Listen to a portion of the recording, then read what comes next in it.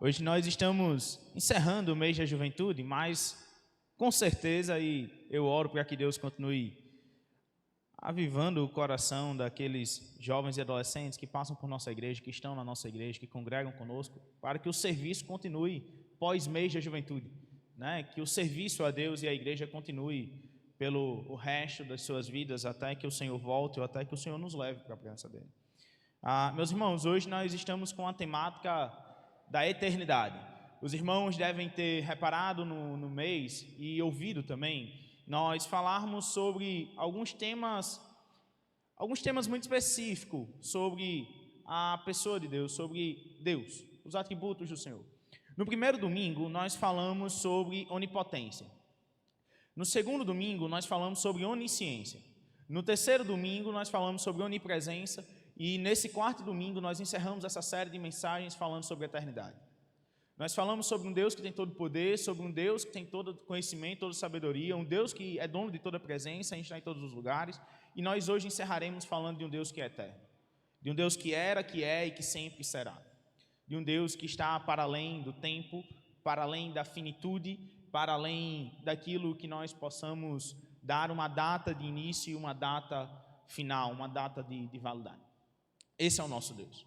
Mas os irmãos também devem ter reparado de como, nesses domingos, nós trouxemos uma temática muito engraçada acerca do seguinte.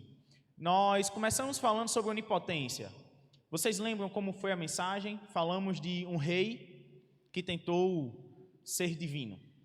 De um rei que tentou ser um Deus onipotente e dono de todo poder. Nabucodonosor, não foi isso? No segundo domingo, por exemplo, Larissa falou aqui sobre alguns deuses que foram criados ao longo dos séculos. O Deus dualismo, o Deus antropocentrismo e diversos outros ismos e diversos outros deuses que nós tentamos criar. Na realidade, o que nós fazemos quanto sociedade, quanto ser humano pecador, enquanto homens pecadores, a todo momento, nada mais é do que buscar aquilo que Deus tem, mas tentando trazer aquilo que Deus é para as nossas vidas, nos colocando no lugar dele. A todo momento a humanidade está atrás de ser dona de todo conhecimento, de toda sabedoria. A todo momento, os homens estão atrás de ser donos de todo poder. A todo momento, os homens e o mundo olham para a gente e falam que nós podemos estar em todos os lugares, não há restrições, todo lugar é bom para se estar, desde que te faça feliz. A todo momento, nós estamos olhando para a nossa sociedade e nós somos a geração do depois. Depois eu faço. Amanhã eu faço. Amanhã eu... Deixa isso para depois. Não, deixa isso para depois. Como se nós fôssemos donos do tempo. E como se nós fôssemos donos do amanhã também. Na realidade, a todo momento, o que a humanidade mais tenta fazer é ser como Deus, mas não busca aquele que em sua essência tem tudo isso. Essa é a verdade. O texto de hoje se encontra lá no livro de João. João capítulo 6.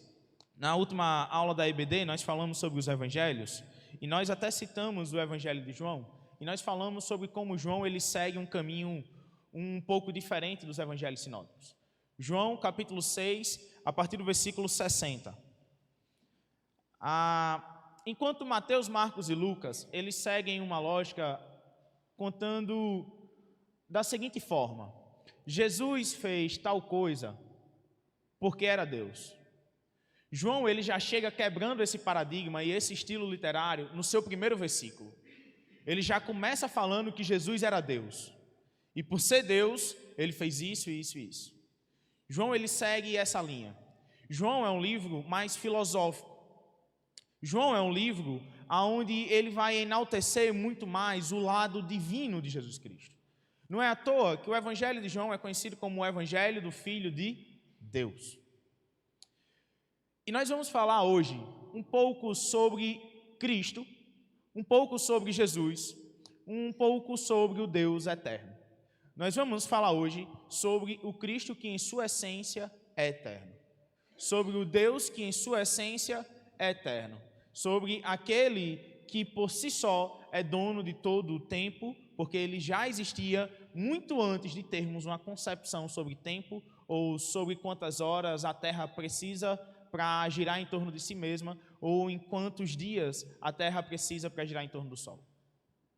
Muito antes do tempo que nós conhecemos existir, Deus já era superior a tudo isso. João, capítulo 6, a partir do versículo 60. Leiam comigo. Diz assim: ao ouvirem isso, muitos dos seus discípulos disseram: dura é essa palavra, quem pode suportá-la? Sabendo em seu íntimo que os seus discípulos estavam se queixando do que ouviram, Jesus lhes disse: isso os escandaliza? Que acontecerá se vocês virem o Filho do Homem subir para onde estava antes? O Espírito dá vida, a carne não produz nada que se aproveite. As palavras que eu lhes disse são Espírito e vida. Contudo, há alguns de vocês que não creem. Pois Jesus sabia desde o princípio quais deles não criam e quem o iria trair. E prosseguiu: é por isso que eu lhes disse que ninguém pode vir a mim, a não ser que isto lhe seja dado pelo Pai. Daquela hora em diante, muitos dos seus discípulos voltaram atrás e deixaram de segui-lo. Jesus perguntou aos 12: vocês também não querem ir? Simão Pedro lhe respondeu: Senhor, para quem iremos? Tu tens as palavras de vida eterna. Nós cremos e sabemos que és o Santo de Deus. Então Jesus respondeu: não fui eu que os escolhi, os 12? Todavia, um de vocês é um diabo. Ele se referia a Judas, filho de Simão Iscariotes, que, embora fosse um dos 12, mais tarde haveria de traí-lo. Vejam só, até chegar a esse capítulo 6, nós começamos a ler da seguinte maneira: João 1, nós olhamos o verbo que se tornou carne, o verbo que encarnou, o Deus que se fez homem, o Deus que veio até nós. Nós começamos a ler e nós vamos ver como João Batista, isso foi até uma coisa que nós compartilhamos nessa quarta-feira na reunião de oração. Nós vamos ver como João Batista, ele tira de si todo o foco que o povo poderia ter. João Batista, ele se esvazia de qualquer resquício de glória ou de qualquer resquício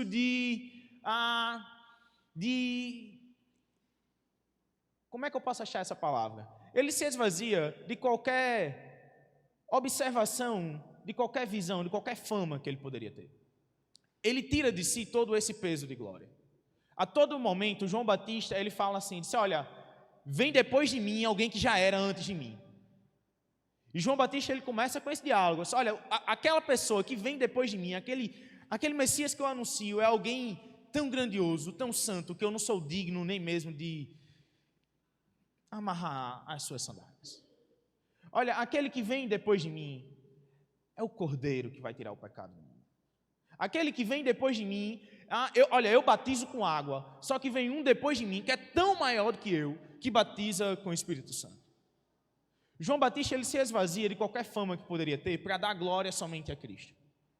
E nós vemos a pessoa de Cristo sendo engrandecida na pessoa de João Batista, pelas palavras de João Batista e pelo ministério de João Batista. É assim que começa o livro de João. Aí nós chegamos no finalzinho do capítulo 1 e nós vamos começar a ver agora um Cristo que é onipresente. Como assim? Nós vamos ver sobre Filipe e Natanael. Nós vamos ver o Cristo que ele vai dizer a Natanael o seguinte: eu vi quando você ainda estava debaixo da figueira antes de Filipe o chamar. Quem é esse Cristo que antes de me conhecer já me conhecia? Quem é esse tão grande e tão poderoso que mesmo antes de eu estar presencialmente na frente dele, ele já tinha me visto? Um Cristo que é onipresente. Depois nós começamos a ver um Cristo que é dono de todo poder. Não somente evidenciado no discurso de João, mas também agora evidenciado por obras, milagres. Jesus transforma a água em vinho. Depois nós vamos ver Jesus purificando o templo na parte final do capítulo 2. Nós vamos ver, por exemplo, o encontro de Jesus com Nicodemos. E aí Jesus vai começar a falar de um novo nascimento, capítulo 3. E nós vemos Jesus falar agora, assim, olha, é preciso nascer de novo. E aí Nicodemos fala assim, isso aí, tem como? Tem como alguém voltar ao ventre de sua mãe, depois de nascido, depois de grande já? Tem como? E Jesus ele começa a dizer, é um nascimento diferente. Mas Jesus ele continua a sua vida, o seu ministério, e João continua o diálogo. E aí nós vamos ver Jesus conversando com uma samaritana. E Jesus começa a falar agora sobre uma fonte de água viva. O discurso de Cristo agora começa a se falar, começa a se transformar em um discurso de vida. Não somente de obras e de poder, mas a temática vida começa a entrar em evidência. Jesus ele fala sobre uma água que, se ela bebesse, nunca mais teria sede. Uma água viva. Depois, nós vamos ver Jesus curando novamente e fazendo tantas coisas, mas no capítulo 5, a partir do versículo 16, nós vamos ver o discurso de João, mais uma vez, enfatizar o Cristo que traz vida. Vida por meio do Filho. Novamente, a temática vida entrando em evidência. Aí chegamos ao capítulo 6. Novamente, um Cristo todo-poderoso que multiplicou pães. Depois nós vamos ver um Cristo todo-poderoso sobre a criação por andar sobre as águas. Até chegarmos a um momento crucial desse texto, onde nós vamos ver Jesus falando que Ele é o pão da vida. Vida novamente entrando em evidência. E chegamos nesse texto que nós acabamos de ler, de João 6, a partir do versículo 60. Esse texto de João 6, 60, se dá após um momento de um certo conflito e um certo discurso entre Cristo, a multidão e os seus discípulos. A realidade, Cristo tinha multiplicado os pães, Cristo tinha andado sobre as águas, e aí nós chegamos a um momento crucial para a mensagem de hoje. Nós chegamos no momento onde o povo começa a seguir a Jesus e a caminhar com Jesus somente pelos pães, pela multiplicação dos pães. Por aquilo que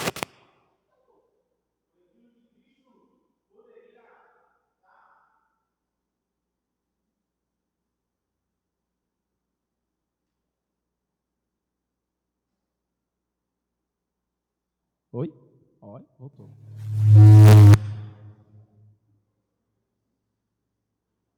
Som, oi, som. Valeu. E aí nós vemos agora Cristo entrando no discurso entre seus discípulos, a multidão, falando sobre o pão da vida. Por quê? A multidão começou a seguir Jesus somente por aquilo que ela poderia ganhar de Cristo, material. Somente pela comida que preencheria sua carne, o seu corpo, né? Só que aí nós vemos um momento onde Cristo ele começa a exortar esse povo, onde Cristo começa a trazer todo um sermão para esse povo. E é muito interessante, porque Cristo Jesus, em alguns momentos do seu ministério, ele usa da ironia. E nós vamos ver como Cristo usou da ironia nesse texto. Leiam comigo os versículos 60, 61, 62 e 63. Diz assim: ao ouvirem isso, muitos dos seus discípulos disseram: dura é essa palavra, quem pode suportá-la? Sabendo em seu íntimo que os seus discípulos estavam se queixando do que ouviram, Jesus lhes disse: isso os escandaliza? Que acontecerá se vocês virem o Filho do Homem subir para onde estava antes? O Espírito dá vida, a carne não produz nada que se aproveite. As palavras que eu lhes disse são Espírito e vida. Nós vemos um momento de abandono. Nós vemos esse novo diálogo começar a partir de um momento de deixar, num tom de despedida. Nós vemos aqueles que estavam seguindo a Jesus, olhar para Jesus, depois de toda a exortação de Cristo, olhar para Jesus e falar assim: Senhor, essas tuas palavras são duras demais, não tem quem suporte não. Só olha, tudo que o Senhor falou é tão duro que ninguém consegue suportar. E simplesmente dão as costas a Jesus e o abandonam. É isso que acontece nesse momento. E aí nós vemos Jesus em um ato muito engraçado, dele virar para os seus discípulos, para aqueles que caminhavam dia e noite com ele, ceiavam com ele, dormiam com ele. E nós vemos Jesus olhar para esses discípulos que diariamente, dia e noite, estavam ao seu lado e dizer assim: e aí? E vocês? Vão fazer o quê? Não vão me abandonar também não? A galera está indo embora. Vocês não vão fazer o mesmo não? Vocês também não vão me abandonar? Nós vemos um momento onde pessoas começam a abandonar Jesus.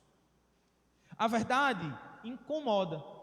A pergunta de Cristo para os seus discípulos em dizer assim: olha, vocês não vão me abandonar também não? É porque Cristo viu como a verdade estava incomodando aquelas pessoas. A temática desse mês, verdades antigas que precisam ser lembradas, é justamente as verdades que, por mais que incomodem uma sociedade que não quer saber de Deus, são necessárias para a vida de qualquer ser humano.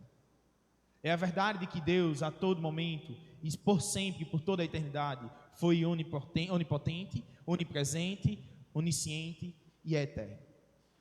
Essas verdades, por mais que incomodem muita gente, precisam ser lembradas. A verdade que Cristo estava anunciando, apesar de incomodar muitas pessoas, eram necessárias. A verdade, meus irmãos, é que a Bíblia que nós lemos, as palavras que nós proclamamos, a verdade que nós cremos, é uma verdade necessária para a nossa vida. Até mesmo as verdades exortativas, as verdades que nos exortam, elas são necessárias para a nossa caminhada cristã. A verdade, meus irmãos, é que até mesmo aquele texto das Escrituras que nós achamos pesado demais, ou aquele texto das Escrituras que nós olhamos assim, rapaz, que lapada, esses textos também são necessários para a nossa vida. Cristo nos molda, Deus nos molda por sua palavra, Deus nos ensina a ter uma vida santa e uma vida dedicada a Ele por meio de sua palavra. Essas verdades precisam ser lembradas. Cristo estava fazendo isso aos seus discípulos e aos seus seguidores. Verdades que precisavam ser lembradas, por mais antigas que fossem. E, dito de passagem, Cristo, nesse texto, ele cita até mesmo o maná do Antigo Testamento. O maná que desceu do céu, lá do Êxodo. Era um texto antigo, mas que naquele momento precisavam ser lembrados. O texto de hoje vai nos ensinar de que as verdades de que Deus é onipotente, onipresente, onisciente e eterno, por mais antigas que sejam, elas precisam ser lembradas. E elas precisam ser tomadas com tamanha seriedade, a ponto de colocarmos a nossa vida agora diante da sociedade, como pessoas crentes nessas verdades. Por mais que incomodem. A palavra é o que dá vida, Cristo enfatiza muito isso. A palavra é o que dá vida, a palavra é o Espírito e vida. A palavra que nos dá vida não é somente a palavra que nos chamou à existência no livro de Gênesis, nos primeiros capítulos das Escrituras Sagradas, mas essa palavra também é a mesma que nos sustenta. É a mesma que nos sustentou durante todo esse tempo e nos sustenta até os dias de hoje. E continuará a nos sustentar e a nos ensinar e a nos exortar até o momento em que Cristo voltará. Essa é a mensagem. Essa verdade é eterna. Ela não é somente antiga, ela é eterna, porque ela provém de um Deus eterno. Ela é inspirada por um Deus eterno. E sendo a mensagem do Deus eterno, ela é a mensagem eterna. Essas verdades não são somente antigas. Antiga é uma nomenclatura para uma sociedade que já cansou e que está incomodada demais com a verdade do Evangelho. Essa verdade é eterna para nós. E por mais que seja antiga e incômoda para um mundo que não quer saber de Deus, é uma verdade necessária para a vivência da humanidade. A mensagem do Evangelho é uma mensagem de vida. Nós estamos sempre tentando assumir o lugar de Deus. Nós estamos sempre, a todo momento, tentando colocar no lugar de Deus coisas que muitas vezes nem sequer servem. O próprio texto diz que a carne não produz nada que se aproveite. Muitas vezes, no decorrer da nossa vida, no curso da nossa história, nós vemos, não somente a gente, mas a humanidade como um todo, colocar muitas coisas e muitos seres no lugar do Senhor. E nós vamos ver Deus perdendo o seu espaço. Nós vamos ver Deus sendo deixado de lado e outra coisa sendo evidenciada. Nós vamos ver Deus, em muitos momentos, sendo escanteado e nós colocamos muitas coisas e muitos seres que nem sequer existem no lugar do Senhor. Muitas vezes. No curso da humanidade, nós vemos isso constantemente. Não é surpresa para ninguém que nós fazemos isso. A todo momento, nós estamos tentando tirar Deus do seu lugar e colocar coisas novas ali, ou então nos colocar nesse lugar. É isso que a humanidade pecadora mais sabe fazer. Tirar o Senhor de sua posição de soberania, colocá-lo como um Zé Ninguém no canto da parede e começar a entronizar coisas e seres que não valem nada para a gente. Produção da nossa própria carne. Produção do nosso próprio pecado. Produção do nosso próprio coração idólatra. Esquecemos que o vazio que nós sentimos de um ser poderoso, de um ser onisciente, de um ser todo dono de toda a presença, esse vazio ele só pode ser preenchido pelo próprio Deus, que em sua essência tem tudo isso. O vazio que nós sentimos de onipotência, onisciência, onipresença e eternidade, ele só pode ser preenchido por um único que é onipresente, onisciente, onipotente e eterno, o Deus Todo-Poderoso e o Deus vivo. Esse vazio que muitas vezes assola o nosso coração, essa ânsia que nós temos de sermos poderosos demais, de sermos donos da verdade, de sermos donos e nos colocamos numa posição de, como agora a gente tem uma carteirinha, um passe VIP, aí nós podemos estar em todos os lugares.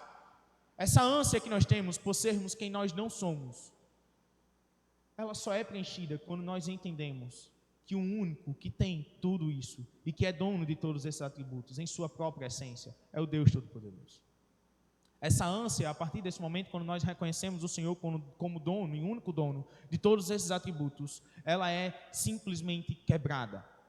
Porque o poder do Senhor é capaz e poderoso, tão poderoso, que quebra e humilha todo o poder que nós pensamos ter.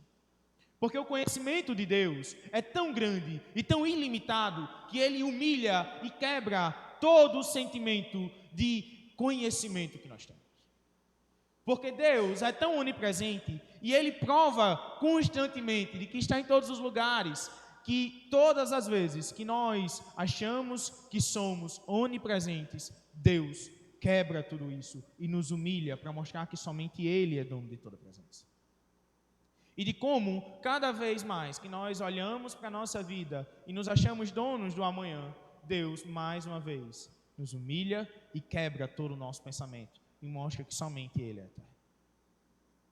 Quantas pessoas, basta olharmos para os últimos anos, quantas pessoas estavam certas de que os seus planos e os seus sonhos iriam se concretizar até chegar a pandemia?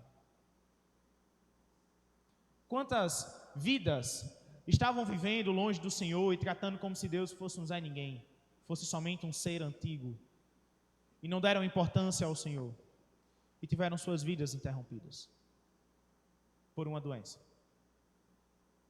Quantas pessoas se acharam todas fontes de todo poder e se acharam pessoas poderosas demais, desobedeceram os conselhos e os decretos que a OMS nos deu e nos indicou a fazer, foram contaminadas por um vírus e morreram? Quantas pessoas se acharam que eram onipotentes, onipresentes e oniscientes e simplesmente o Senhor foi lá e demonstrou que somente Ele é dono de todo poder, de toda presença, de toda ciência, de toda eternidade? O Senhor constantemente está humilhando e quebrando todo o sentimento de superioridade e todo o engrandecimento que a humanidade pode produzir. Deus a todo momento demonstra que somente Ele é dono de todo poder, de toda presença, de toda eternidade e de toda ciência. Mais um fato é que Cristo começa agora, versículos 64 e 65. Cristo começa agora falando, questionando os seus discípulos. Leiam comigo, versículos 64 e 65. Diz assim: contudo, há alguns de vocês que não creem, pois Jesus sabia desde o princípio qual deles não criam e quem o iria trair. E prosseguiu: e é por isso que eu lhes disse que ninguém pode vir a mim, a não ser que isto lhe seja dado pelo Pai. Jesus sabe quando nós não acreditamos nele. Jesus sabe quando nós não demonstramos fé nas suas palavras. Jesus sabe quando nós não nos colocamos diante dele com uma fé sincera. Se tem algo que o Senhor sabe, é isso. O Senhor, ele é tão sábio e ele é dono de tamanho conhecimento que ele sabe até mesmo o momento onde nós nos aproximamos dele com falsidade. E o Senhor, ele sabe perceber isso com muita facilidade, porque nós não conseguimos esconder nada do Senhor. O Senhor sabe quando nós não temos uma fé sincera. O Senhor sabe quando nós não estamos crendo na sua palavra. A vida sempre será uma caminhada de fé. Fé é a certeza das coisas que nós não vemos. A vida é uma caminhada de fé.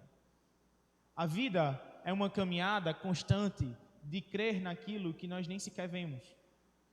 E um exemplo sobre isso, trazendo para a minha própria vida, eu conversando com Sara, quem sabe eu sou noivo, estou me preparando para casar, caso em junho do ano que vem, casar é caro.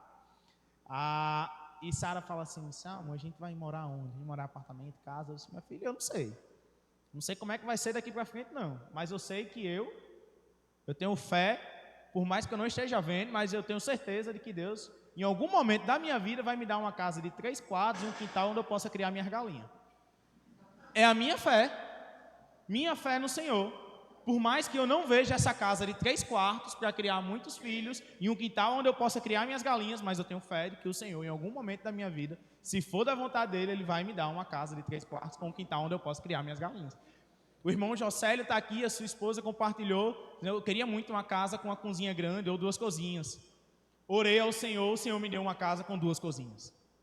Só porque eu não posso orar com uma casa de 3 quartos e um quintal. Eu posso, é fé, por mais que eu não veja, por mais que eu nem sequer tenha certeza de que se realmente vai dar certo ou custa tentar, não sei, não vejo, não sei, mas eu tenho fé de que o Senhor um dia me dará essas coisas. A vida nada mais é do que uma caminhada constante de fé. A vida nada mais é do que uma caminhada constante de colocar diante do Senhor as coisas que nós almejamos. Mas crer, por mais que a gente não enxergue nada, por mais que tudo, quando a gente olha ao redor, esteja tudo embaçado e nada esteja nítido, mas a vida constantemente é uma caminhada de sempre entregar ao Senhor aquilo que nós almejamos, aquilo que nós sonhamos, crendo de que, se for de sua vontade, por meio de sua infinita bondade e misericórdia, Ele nos permitirá viver tudo isso. Essa é a vida. É sempre que crer de que Deus está no controle de tudo, de que Ele de fato é o Senhor soberano e de que Ele é dono de tudo, de todo o poder, de toda a majestade, de toda a soberania, de toda a ciência, de toda a presença e de toda a eternidade. Porque o nosso Deus é um Deus soberano. E sendo um Deus soberano, Ele também é um Deus cheio de poder. Esse é o nosso Deus. Jesus nos convida a crer na sua mensagem.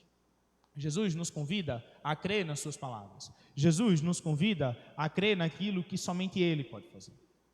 Jesus nos convida a ter uma vida onde nós confiamos nele e confiamos em seu poder e em seu agir.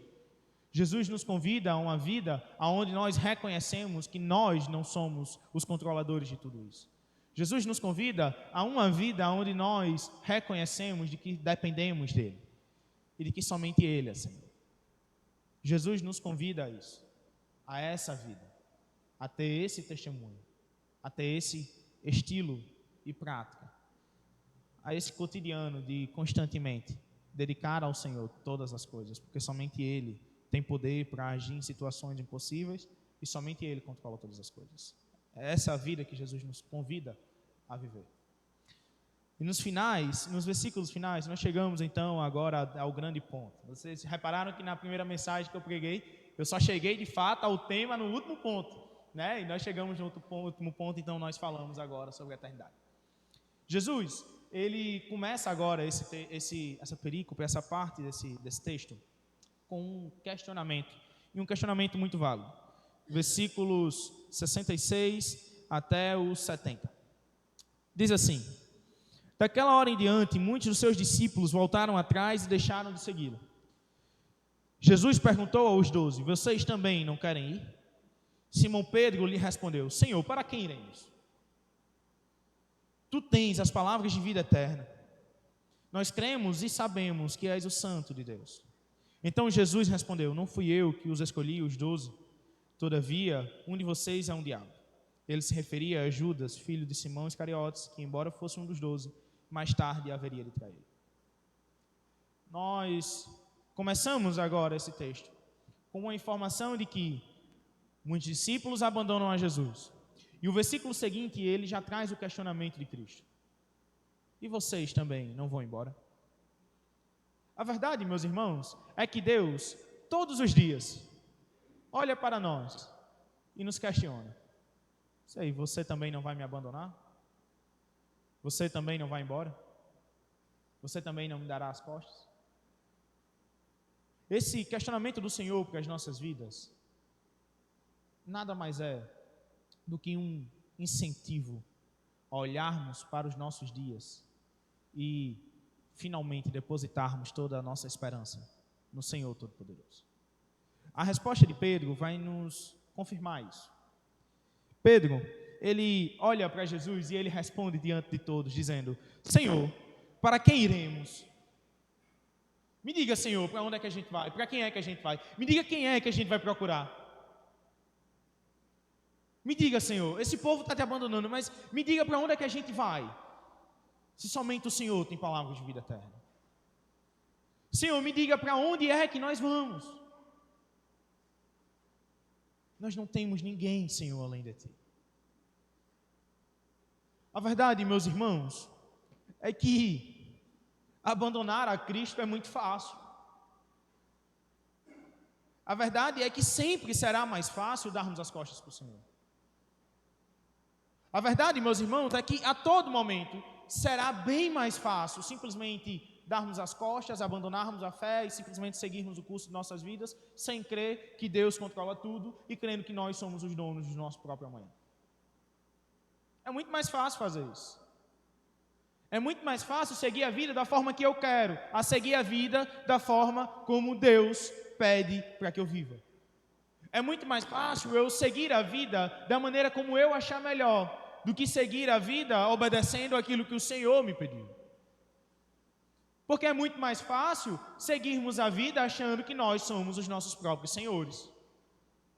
Porque é muito mais fácil seguir a vida achando que nós somos donos de toda a verdade. Porque é muito mais fácil seguir a vida achando que nós estamos no controle de tudo, quando nós não estamos. Não, nós não estamos no controle de tudo. Mas é muito mais fácil seguirmos a vida assim.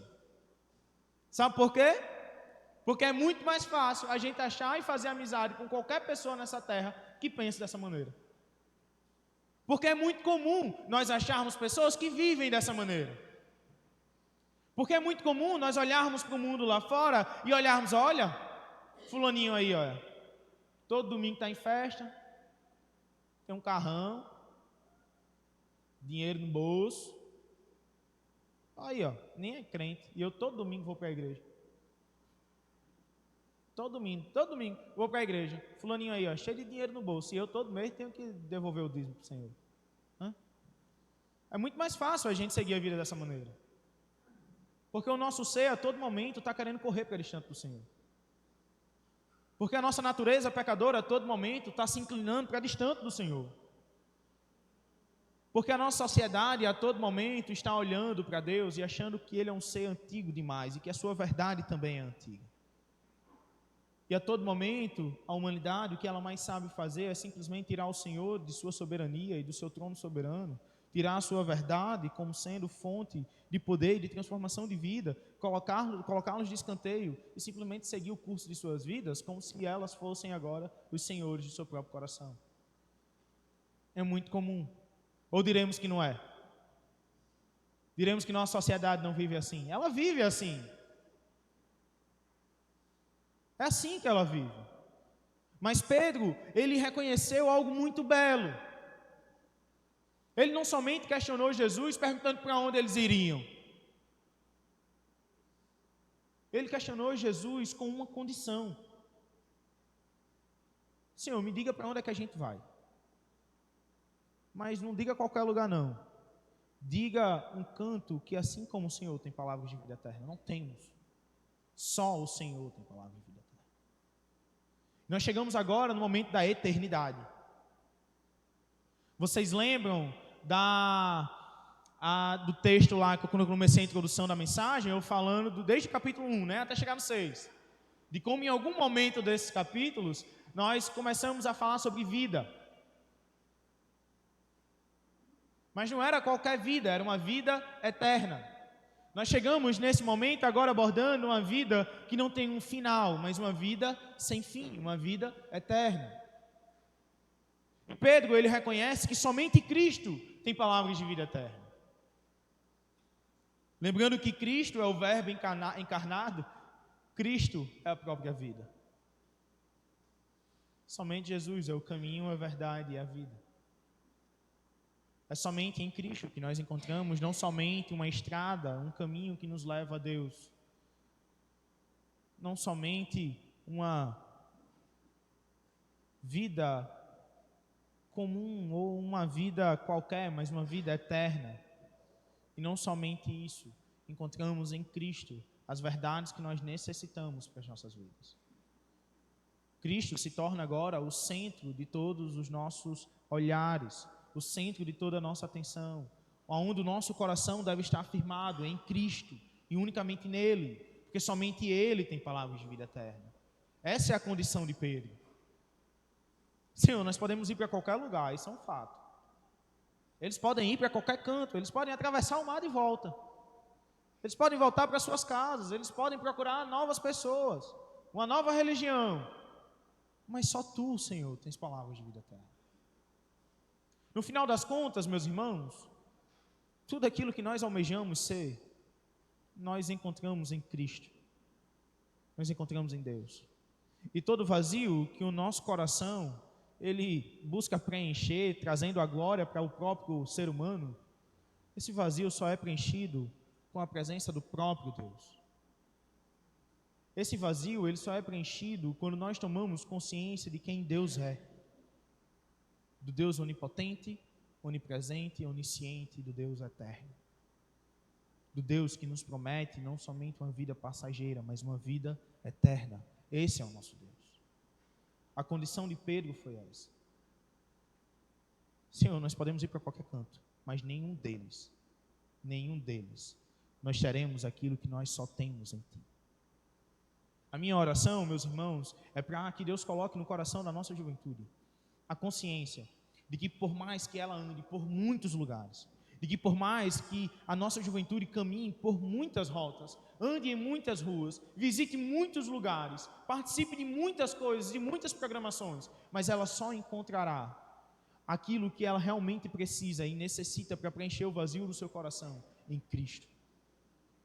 A minha oração é para que Deus coloque no coração da nossa juventude a vontade e o desejo por conhecê-lo. E eu peço que os irmãos orem comigo sobre isso.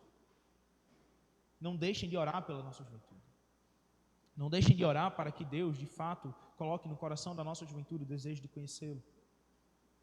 E aí nós chegamos agora a outro ponto, o Cristo eterno. O Cristo que não é passageiro, mas um Cristo que é eterno. Minha gente, à medida que caminhamos com Cristo, nós percebemos a real beleza do seu ser. Pedro entendeu isso. Só olha, a multidão podia seguir Jesus por onde quer que fosse. A multidão buscava Jesus pela finalidade errada, por aquilo que ele tinha para dar e não por aquilo que ele era. E na realidade, muitas vezes nós fazemos isso também.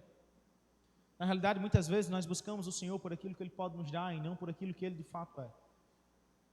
Mas é somente caminhando verdadeiramente com o Senhor Jesus e buscando conhecê-lo que nós entenderemos a real beleza do seu ser. A real beleza do ser eterno. E não somente isso, é caminhando com o eterno que nós vemos a esperança da eternidade chegar. A pergunta de Cristo deve ser levada a sério. Nós estamos realmente dispostos a seguir a Cristo de forma verdadeira? Nós estamos realmente dispostos a olhar para o Senhor Jesus, entendendo que Ele é o Senhor da nossa vida, de como o nosso Deus é um Deus soberano e é dono de tudo, dono de todo poder, dono de toda a eternidade, de toda a ciência, de toda a presença. Nós estamos realmente dispostos a olhar para o Senhor Jesus e segui-lo verdadeiramente por aquilo que Ele é? A pergunta do Senhor deve ser levada a sério. A verdade bíblica deve ser levada a sério. A mensagem de salvação do Senhor deve ser levada a sério. Hoje de manhã foi falado, eu estava conversando com o Wellington, disse, pô, Wellington, tu pregou a minha mensagem de hoje à noite. Foi muito massa. E massa que até o texto que eu ia pregar era o texto de Wellington, que ele usou, né? Só que aí Deus tocou o meu coração e me direcionou para isso. Porque eu gosto sempre de fazer 2 mensagens em 2 textos. Que é para, se em algum momento, uma das duas eu achar mais pertinente ao culto, eu estar preparado para pregá-la também. Então eu optei por essa de João. Mas o Wellington falou uma coisa hoje de manhã, muito forte.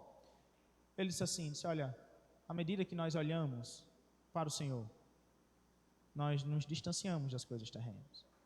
E à medida que nós nos importamos e colocamos a nossa atenção nas coisas terrenas, nós nos distanciamos das coisas eternas. Não é diferente na nossa vivência com Cristo.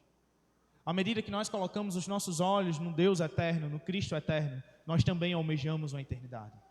Porque se estamos com Cristo e pertencemos ao povo de Deus, o povo de Deus herdará a eternidade, herdará uma terra santa. A vida eterna é a herança do Senhor para nós.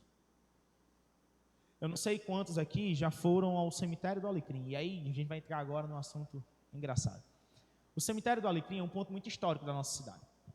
Tudo no cemitério tem uma simbologia. Tudo no cemitério tem uma simbologia. Vocês vão entender mais para frente porque que eu estou citando o cemitério do Alecrim.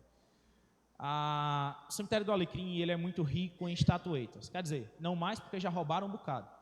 Mas o cemitério do Alecrim era muito rico em estatuetas, em imagens. E tudo tem um símbolo e um significado. Se você for em algum cemitério e ver um anjinho assim,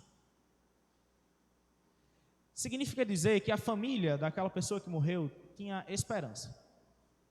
Se você for no cemitério e tiver um anjinho assim, significa dizer que a família tinha certeza de que aquela pessoa que morreu foi para o céu. E se você for no cemitério e ver um anjinho assim, vocês têm a certeza, pode ter certeza de que a família achava aquela pessoa um caos. Aquela pessoa já estava no inferno para aquela família. Era a certeza. As estatuetas são sinônimos de certeza, mas apenas uma era uma dúvida. Mas era uma dúvida de esperança. Se você for no cemitério do Alecrim, você vai encontrar o mausoléu da família de Januário Sico. Muitos aqui devem conhecer a maternidade. Januário Sico foi um médico e ele lutou muito para fortalecer e auxiliar os menos favorecidos da nossa cidade.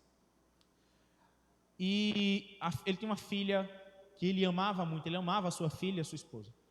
E a sua filha, ela estava se preparando para casar e faleceu de uma doença. Morreu. 6 meses depois, por causa de uma depressão profunda, a sua esposa morre. Januário Sico perdeu a sua filha e a sua esposa em 6 meses. Januário Sico, ele ficou extremamente abalado com tudo isso. E ele enterra a filha no cemitério do Alecrim, depois ele vai lá e sepulta sua esposa no mesmo local, e ele manda importar mármores da Inglaterra. E diversos países já da Europa, a Inglaterra e alguns outros ali naquela proximidade do Reino Unido, e ele começa a importar mármores, e ele faz um mausoléu lindo para sua família. É o mausoléu mais bonito de todo o cemitério do Alecrim. E nesse mausoléu ele coloca 2 estatuetas, com rostos idênticos, porque a sua filha e a sua esposa eram muito semelhantes, muito parecidos. A estatueta que representava a sua esposa estava com um semblante de completa tristeza. Mas a estatueta que representava a sua filha estava olhando para a mãe desse jeito assim. O significado do mausoléu de Januário Sico era dizer para sua esposa que já estava morta, dizer assim, minha filha, apesar de toda a tristeza que você passou pela morte da filha da gente, ainda assim há esperança. Por mais que ela tenha morrido, há esperança.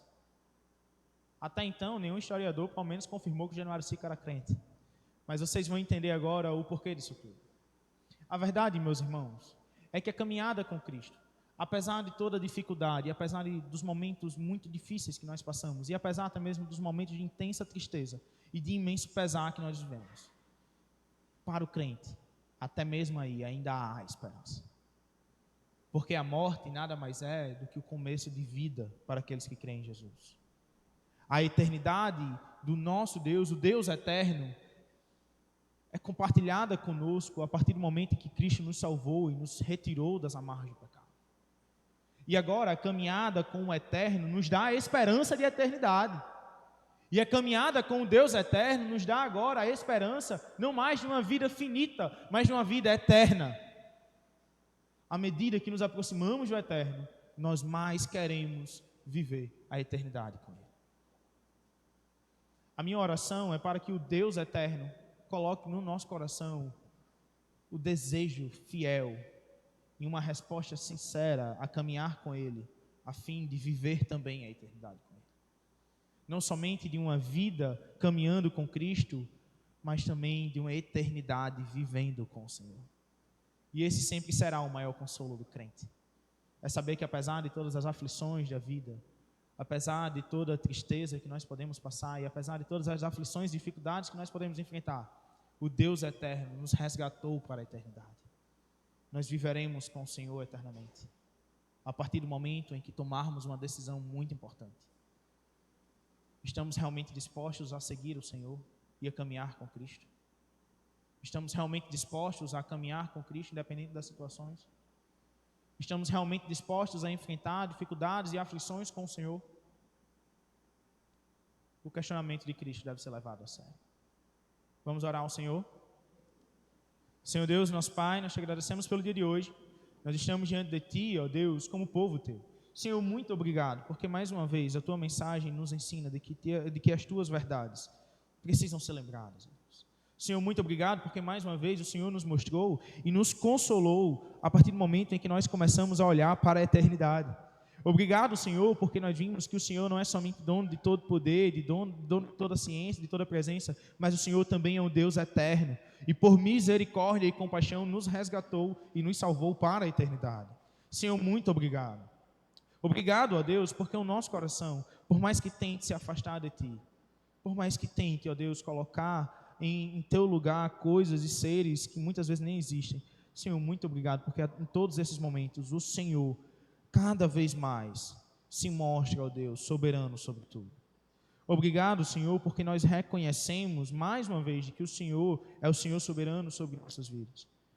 Senhor, a nossa oração a Ti é que mesmo diante das aflições de nossa vida, nós possamos ser consolados, edificados e encorajados pela esperança de vida eterna que nós temos em Ti.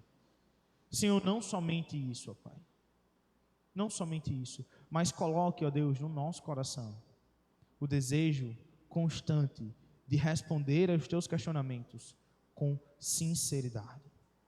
Senhor, nos encoraje a ter uma caminhada sincera contigo. Senhor, nos encoraje a caminhar contigo, independente das situações. Senhor, por favor, ó Deus, coloque no coração de nossa juventude que por mais que ela queira povoar muitos locais, por mais que o seu coração seja tentado a levar cada um deles para muitos locais e fazer certas práticas que não te agradam, a usar coisas ilícitas, Senhor, que em todos esses momentos o Senhor possa encorajá-los a permanecerem firmes no Senhor. Coloque isso no coração da nossa juventude, ó Deus. Nos faça entender, nos faça compreender, ó Deus, que as Tuas verdades são verdades eternas. E por mais que sejam antigas para o mundo que não quer nada contigo, nós continuaremos a lembrá-los de que somente o Senhor é o Deus Todo-Poderoso. Senhor, por favor, coloque tudo isso no nosso coração. Que o nosso coração seja totalmente Teu, ó Deus. Essa é a nossa oração. Senhor Deus, que vidas possam se lançar diante de Ti, entendendo que o Senhor é um Deus tão grande e tão misericordioso, que salvou Ele, ó Deus, que salvou as nossas vidas, para termos contigo uma convivência eterna. Até porque, Senhor, se a salvação de Cristo tivesse sido em vão, ou se o Senhor não tivesse nos salvado para a eternidade, se o Senhor não quisesse mais nada conosco, nós já teríamos morrido há muito tempo. Mas obrigado, Senhor, porque por causa de Cristo a vida continua existindo. Obrigado, Senhor, porque em Cristo nós não somente fomos salvos, mas nós também temos agora a esperança de viver eternamente contigo. Senhor, essa é a nossa oração. Que os nossos olhos estejam focados tão somente nas coisas eternas. E que a carne, que nada de bom produz, possa ser, ó Pai, diariamente combatida por nós. Essa é a nossa oração. Em nome do Senhor Jesus Cristo. Amém. Meus irmãos, Deus os abençoe.